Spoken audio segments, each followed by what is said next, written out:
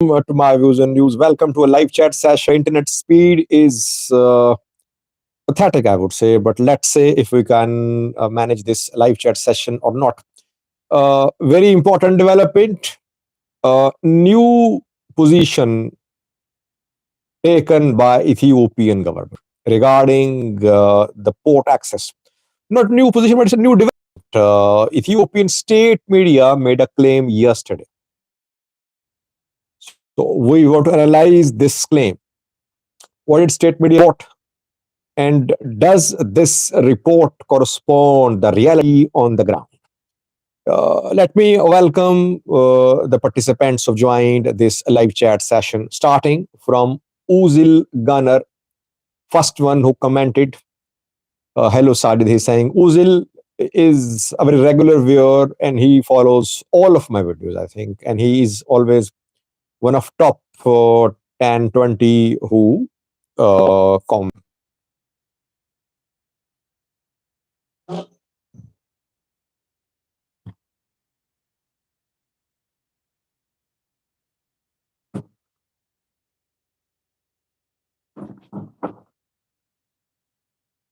Again, problem regarding internet speed. Let's see if I can fix it or not. Let me welcome you. Uzil Ganer, Abe Kereo, Abebech, hello, Mehkif, Ziru, Bokre, My Life. My Life says, Ziru Bokre is from Australia. Welcome, Ziru Bokre. My Life, Sajid, if you're still in Thailand, go to Pattaya. I visited Pattaya, by the way. I stayed there for almost a week. Wonderful place, Pattaya. I loved walking on the beach there. Pattaya beach, beautiful beach. People very friendly, and you can have very inexpensive stay there. Inexpensive hotels, good food, wonderful people. So it was fun to be in Pattaya. Miron Tamasgan says, welcome, Saji. Chappy Leonard's message retracted. Abdullah Ibrahim says, hello. Hassan Karab says, hi. G, hi, brother, welcome. Ali Raya, welcome, Mr. Sajid. Hello, everybody. Yemane, Gebremaden, Kasate Solomon, Abdallah, Jimalo, Ilyas, and Bissau. Your connection seems to be having issues, says Ilyas. Yes, I think it improved now. Samuel Faleke, Tisfa hopes. Asab is coming home soon, Tisfa Hope is saying. Maybe it's hope against hope, or maybe you're optimistic. Then we have US 0 2030. Free Oromia from Ethiopia. You see, there are so many advocacy groups, so many groups operating in Ethiopia. Some want access to Red Sea, others want independent Tigray, others want independent Oromia, some independent Amhara, some want an Ethiopia ruled by Amhara, some want Tigray, some want Tigray ruling Ethiopia. We have then Ilyas says bad network. I think network is improving now. Speed has improved. Liz Ilyas is saying welcome. Raghe Dannan, Alim Gizao says you're late. You are late. Supported to start at 10. A little late. Yes, a little late, but that was due to this internet problem. Still, you see that the speed is not as good as I wanted to. I think we can manage now. I got late because that is why I did not announce the time, because sometimes internet speed sucks.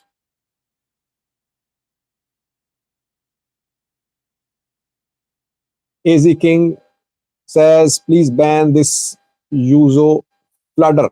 Where is Fludder? Where is Fludder?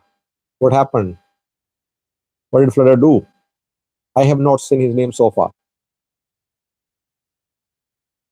Maybe you're talking about someone who is commenting. let me see after this chat who's flood or what. I don't tolerate hate comments, by the way, and I have enabled YouTube auto monitoring. Those comments which are potentially offensive get blocked. YouTube artificial intelligence blocks them. I have no control. I have enabled the artificial intelligence. So let me see where Fludder is. I don't think he's part of the chat. But if anyone is flooding the live chat, I think it shouldn't happen as well. Because, let all speak.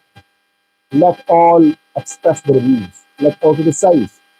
That is the beauty of this channel. That I can see the people with Oromo, Amhara, Tigray, Ethiopian background, all talking, criticizing each other, discussing. That is the beauty. Samson Ram, information about community separation is that true that during the past 2 years, the Ethiopian forces were using Russian forces, assistance, and open armies, governments were leading the war. If that's significant to the idea, I think Eritrea has been very smart.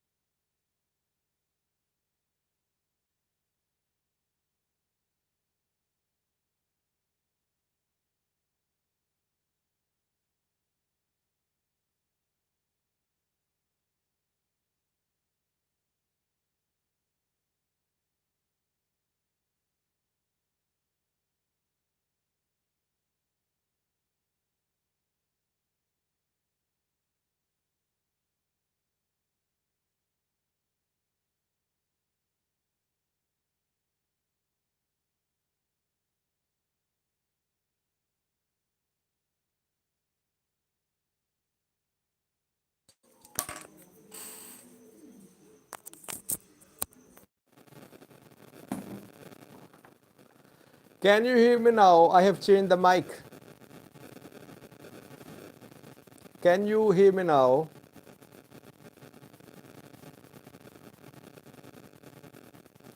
Thank you. I think the mic, the uh, wireless mic was creating some problems. Maybe its battery finished. Uh, so many problems today, by the way. Internet speed and then the mic problem too. Yes, someone asked a question, one of the members. One of the members asked a question about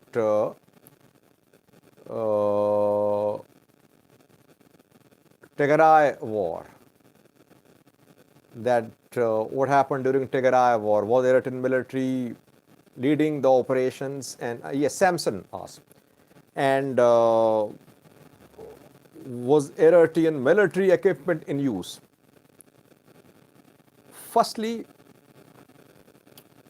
yes, the operation from Eritrean soil towards Tigray's territory was led by Eritrean officers. That is what I can confirm. I remember I reported that in several videos. That the main operation that broke the bone of Tigray forces was launched from Eritrean soil. Because Tigray forces were close to Waldia in the third round of war last year. Main offensive came from Eritrea, and that offensive was led by Eritrean generals. I wouldn't say colonels. Someone wrote colonels. No, generals. But I think Eritrea did not deploy its equipment a lot. Eritrean generals were very smart. Both are using almost same type of weaponry, by the way. Both use Russian tanks, artillery pieces, etc. Mainly. So Eritreans know how to operate Ethiopian equipment, vice versa. I think Ethiopian equipment US 02030 has written one comment so many times. Only Oromo can rule Ethiopia from now on. Please don't do that. I'll have to ban you if you keep on doing that. Please don't send the same comment again and again. So, Eritreans were very smart. They led the operation from Eritrea towards Tigray, but they saved their military equipment. Ethiopian National Defense Force equipment was mainly used for this operation, for the attack on Tigray from Eritrea. That is what I can say. So Eritrea saved its strength, its hardware strength, but it deployed its generals who were leading from the front. Kasate says, do you think PM Abiy wife will win if he starts war with Eritrea this time? PM Abiy will win, not wife.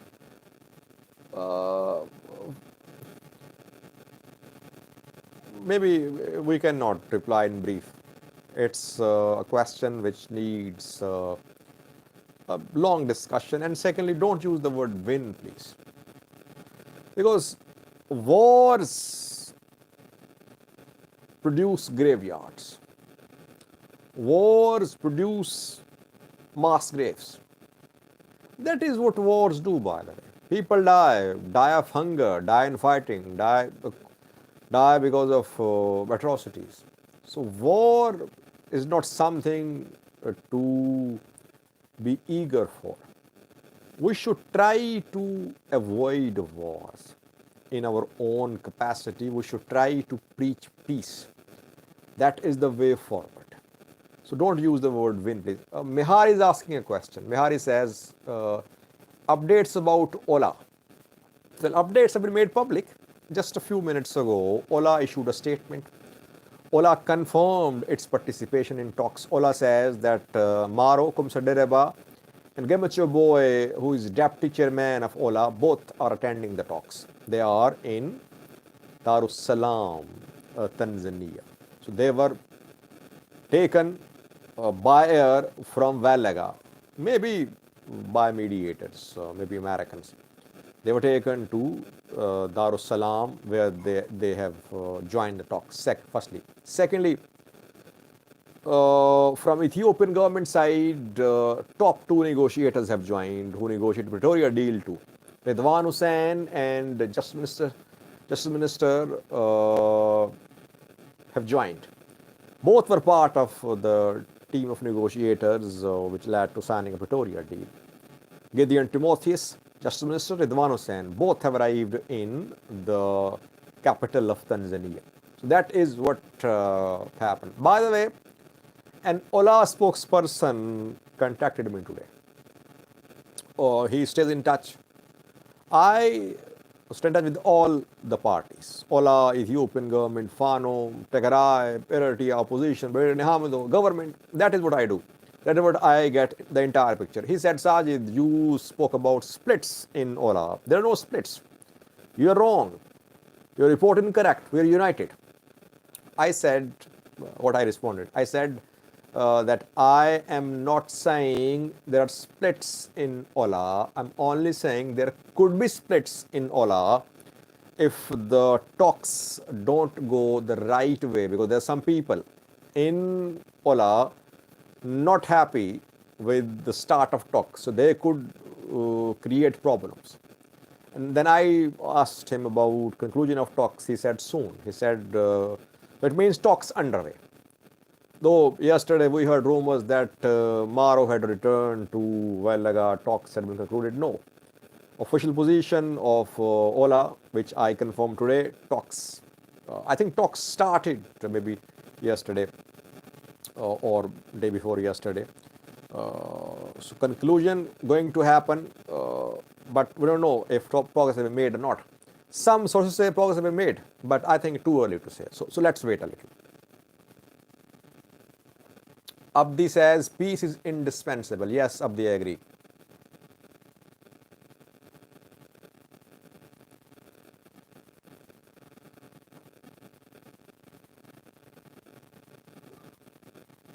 Why Saudi Arabia, neighboring countries don't take the... Please write again. Gebre Kedos.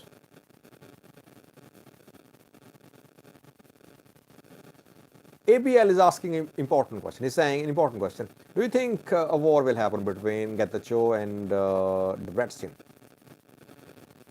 Before reply, a journalist contacted me.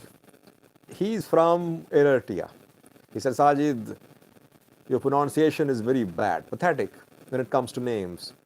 Getachew is not a name. Getachew is a name. Please improve it. So I'll try to pronounce Getachew, not Getachew from now on, though I forget sometimes. So Getachew and Debrecen conflict. Is it going to intensify? I think it was already intensifying. Both were on a collision course, but the statement from the Ethiopian government about Pretoria deal created some maybe realization in Tigray that Tigray needs unity.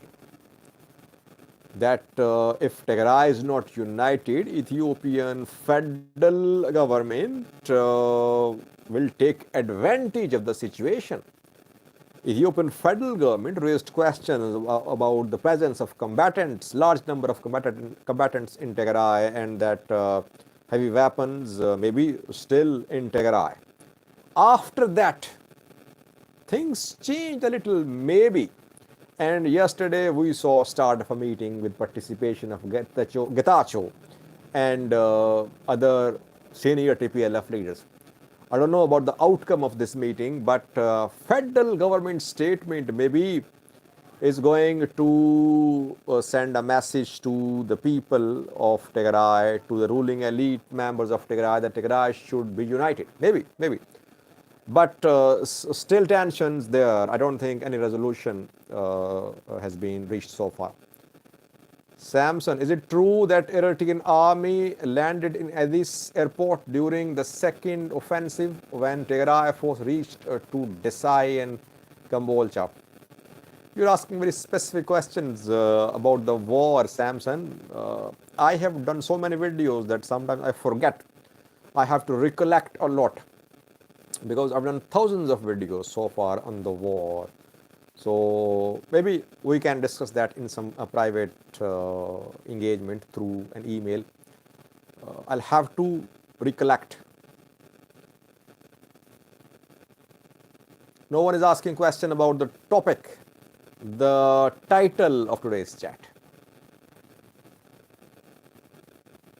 We can't hear you, Menilik Jigna says. Any problem with the sound?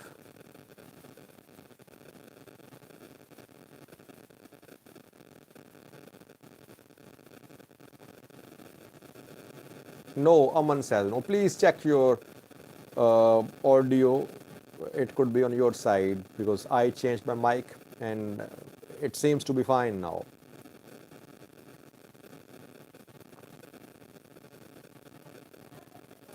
Ethiopia talks about historical claim but refuses other nations the historical claims. Why? Important point. LM is asking question, what are Ola's demands? So let them make these demands. We have not heard about their demands so far. I think meeting underway, nothing has come out so far. Let's wait for the demands to be made. Now, the question which was asked was about historical claim. Yes, I agree with you that if Ethiopia makes a historic claim saying it has every right to gain access to the Assab port, what about other countries? They'll make claims to Ethiopian territory, especially Somalia.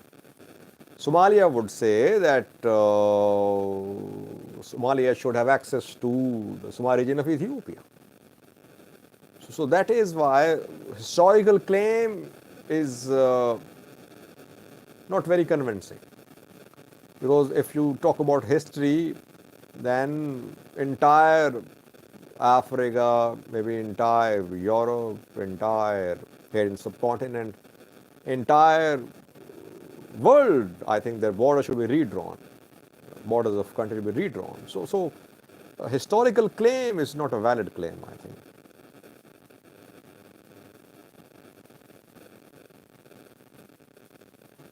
Audio quality not good. Someone is saying, yes, I can understand, but we'll try to improve it tomorrow.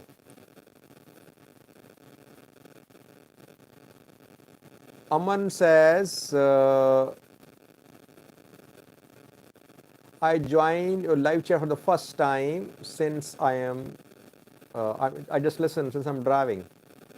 Be careful when you are driving. So focus on driving. You can watch it later too.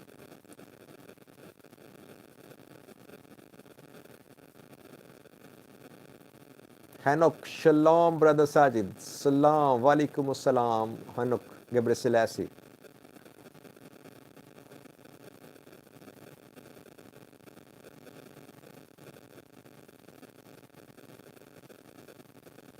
What is the new claim of Ethiopian government about support access? Only one question. First question so far about the access to the Red Sea. Eritrea-Egypt alliance against Ethiopia. Now they are natural allies, by the way, because both have problem with Ethiopia. So Egypt and Eritrea are now natural allies. You'll see their alliance grow stronger. You'll see cooperation. Sudan will also join. Sudan, half of Sudan, that is led by Burhan. If Burhan's forces retake entire Sudan, that could be a bad sign for Ethiopian government. So Eritrea, Egypt, both natural allies now because of changed geopolitical situation caused by Ethiopia-Eritrea tension. So you'll see more news, more developments about cooperation between them. Let's hope the cooperation does not turn into large-scale military cooperation. That could ring alarm bells in Ethiopia, I think, and it could lead to some bigger escalation.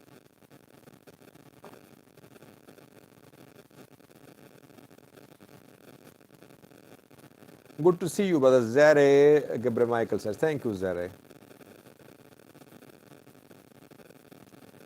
Koa, is it time to place Ethiopia under sanction on the basis of its demand for seaport? No, sanctions cannot be imposed.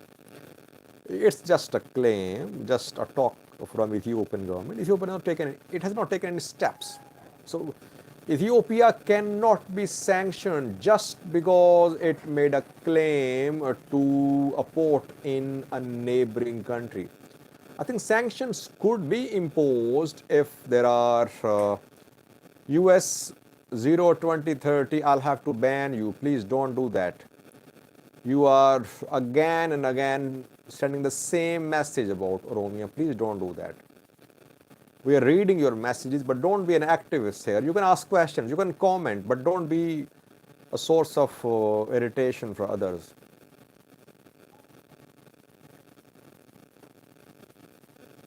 What is the new update? Let's come to the point. What is the new update on the port? Let me just focus on the topic. The new update came yesterday. Ethiopian state media, almost on daily basis. Now I am removing you.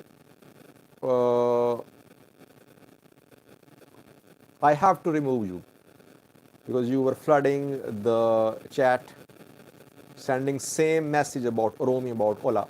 Unfair. Let others talk too.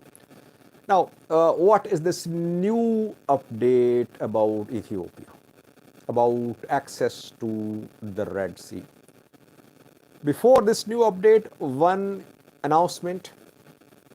On Tuesday, PM Abiy will appear at the parliament.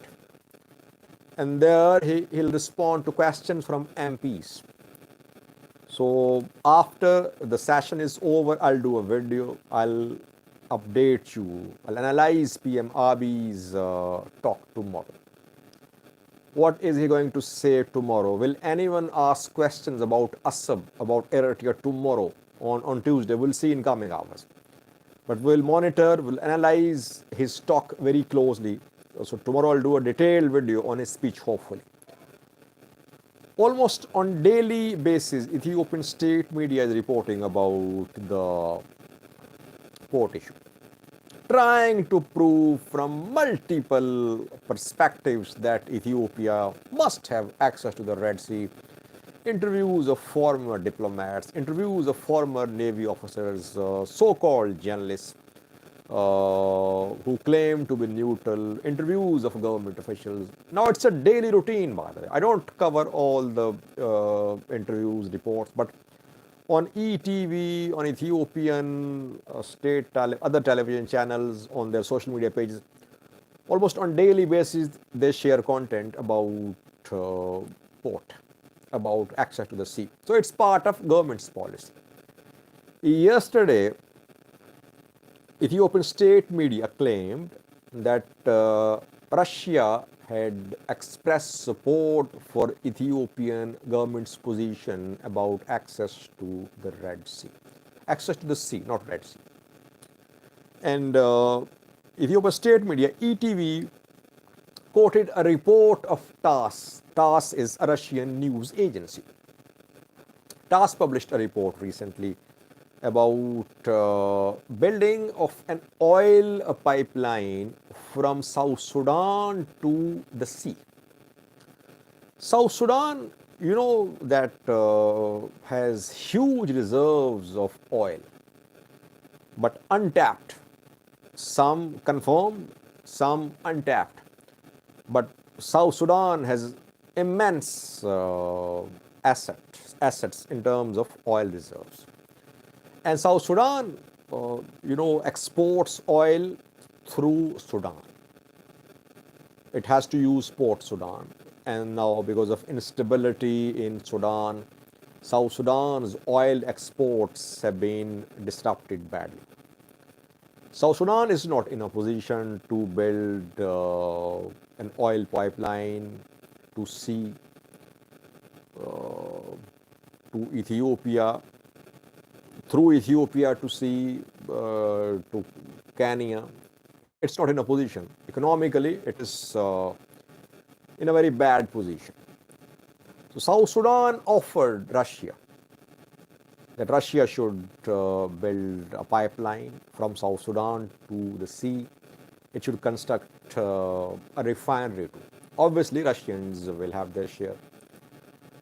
Russia has been in talks, and talks focused on building of a pipeline through Ethiopia, starting from South Sudan, passing through Ethiopia, then either to Djibouti or to Eritrea. Both ports can be used. Which port used is more viable? I have not worked on that, but both ports can be used. If such a pipeline is constructed, Russia builds an oil refinery as well. It means that it would have some international guarantees. Russia would not spend billions of dollars on the building of a pipeline without having sovereign guarantees from the countries like South Sudan, like Ethiopia, like Djibouti or Eritrea. This development is being linked, which is not a new development, that Russia backs Ethiopian government's position, that just like Russia is willing to build a pipeline from South Sudan to the sea, Ethiopia can have access to the sea, and it could lead to regional integration. Now, Ethiopian government seems to be giving an impression as if Russia is backing Ethiopian government. But we must clarify one thing here. When Ethiopia says access to the sea, it wants full rights on the territory leading to the sea. It wants full rights on the port. It wants full rights on the coast. Is Russia backing such position of Ethiopian government that Ethiopia should have full rights on the corridor, on the port and the coast? I don't think. I have not seen a single statement from Russia, from TASS, unequivocally backing Ethiopian government's position about having access to the sea, total control on the corridor, etc. But in principle, obviously, Russia would back a landlocked country's desire to have access to the sea. So Ethiopian government is sharing half the truth, I think. Yes, Russia is keen. Russia wants to build a pipeline from South Sudan to the sea. It wants Ethiopia to be a partner, but it is not supporting Ethiopian government's claim to have access to the port, unconditional access to the territory, to the corridor, to the port, and to the coast. So half truth is being told by Ethiopian government. But that post specifically mentioned Djibouti, because Russian plan was about Djibouti, South Sudan, Ethiopia, Djibouti corridor. It means that if Ethiopia gets access to Djibouti's port in alliance with Russia, and an oil pipeline passes through Russia leading to Djibouti from South Sudan through Ethiopia, it could be acceptable to Ethiopia. So it's a little shift in Ethiopian position, because PM Abiy's talks around a month ago focused almost entirely, indirectly, but entirely, focused on Eritrea. Historically, ethnically, he tried to prove that Ethiopia should have access to the port in Eritrea. But yesterday's post, I think, was about Djibouti. Though Eritrea could be interested too.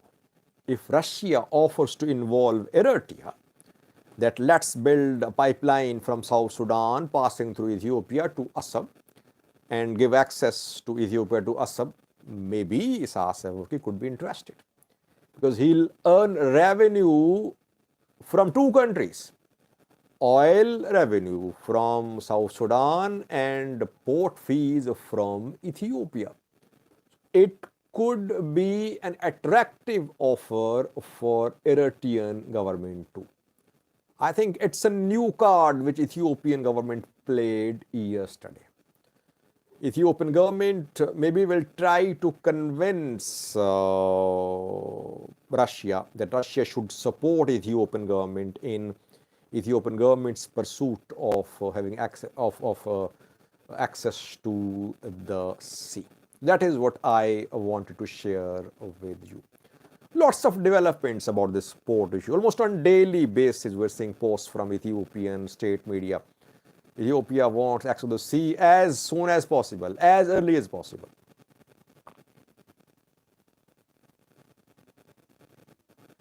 Ethiopia, not a country, it behaves like an empire. What about Eritrea? What about South Sudan? What about Sudan? What about Somalia?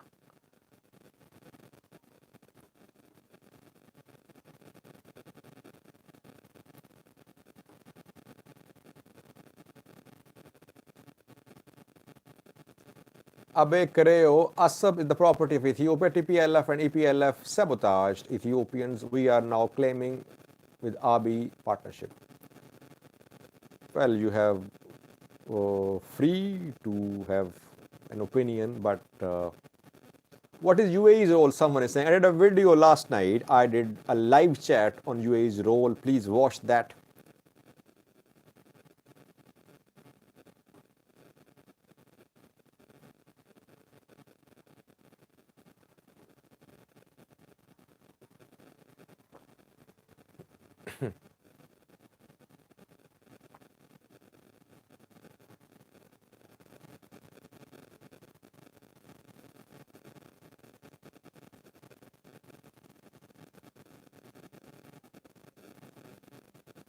Is there a problem between the UAE and US?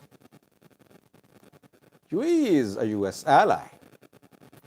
Saudi Arabia UAE are two top US allies. There could be some tension which I am not aware of, but basically UAE is a US ally. I don't think there are problems between these two countries. Could you be specific? Elim Gizao, covertly working with Afars in Eritrea would have been as smart a strategy. That's what Eritrea would have done. Abiy's talk of Assad has regionalized, internationalized the issue, but question is, will it be productive? Will it produce any results? That we'll see. So far, Abiy is being isolated, Ethiopia being isolated. But covert operation, covert activities obviously would have been met with covert activities. Do you expect Eritrea to be silent if Ethiopia starts backing Afars in southern Red Sea region of Ethiopia, Eritrea? What will Eritrea do? Eritrea has more influence in Ethiopia, viewers. Eritrea can start supplying deadly weapons, training, etc. to Fano fighters, to the groups in Ethiopia, which could be a real problem for Ethiopian government. So proxy war could be a bad option for Ethiopian government because Eritrea has more cards, I think, when it comes to proxy war.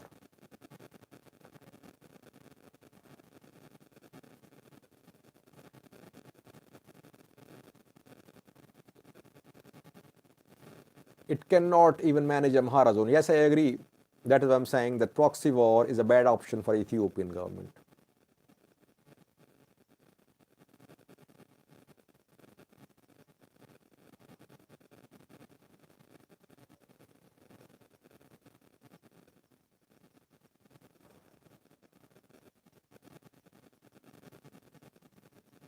Tigray will be part of new Amhara country. People share their dreams here, so I have no problem with listening to them as long as they don't spread hate.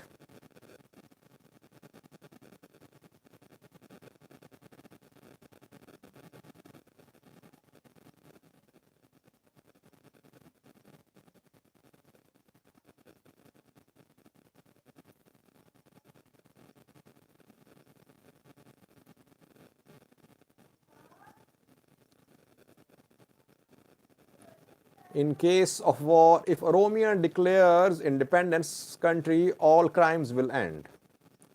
Again, dreams. People want to share their dreams here.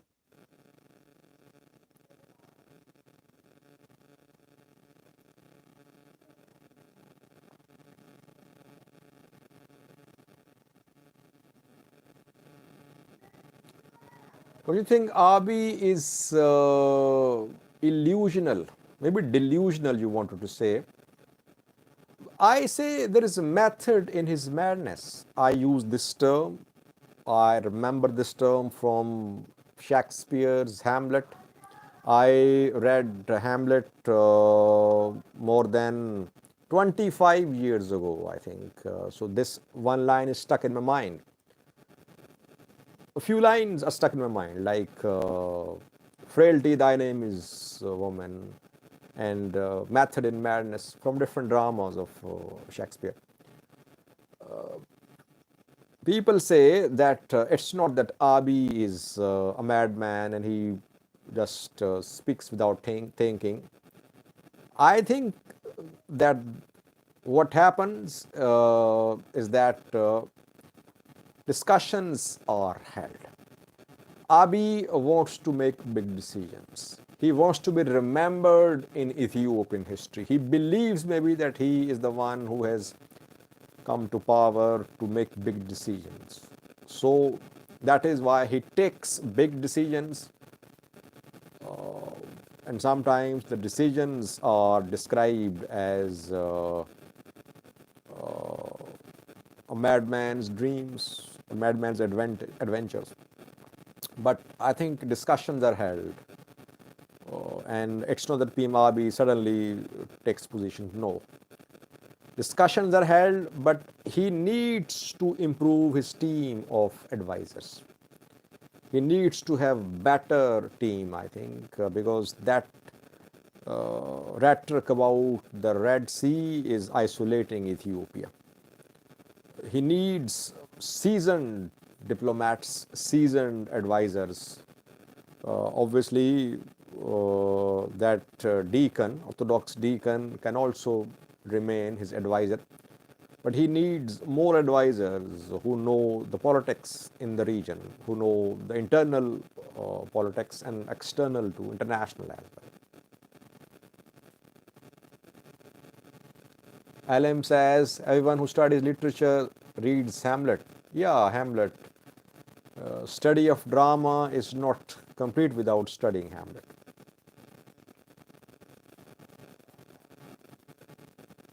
But my best play I remember was the one in which a man sold his soul to Satan because he wanted unlimited powers.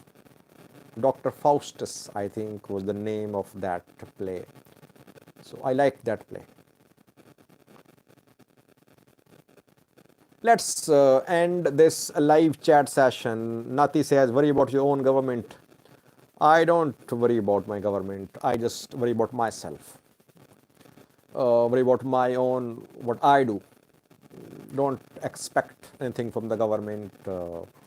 Now, let's end this live session. Tomorrow, we'll analyze PM Abiy's talk.